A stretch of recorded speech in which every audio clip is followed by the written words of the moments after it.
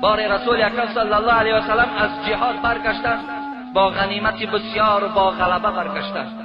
و ناگاه میگوید یک زنی سیاه‌پوست در دستش یک دایره داشت، آمد پیش پیغمبر خدا را گرفت و گفت حبیب خدا، پیش از آن که تو جهاد رفتی من نظر کردم که رسول اکرم اگر صحت و سلامت برگردد، با غلبه برگردد، من در پیش او دست میزنم، دایره میزنم.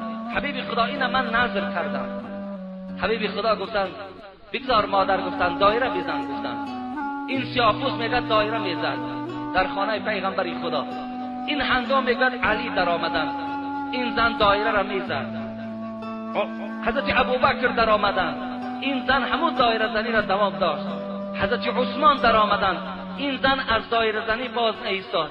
و که وقتی عمر در آمد، این زن درها دفش را جمع کرد و در یک پیش خانه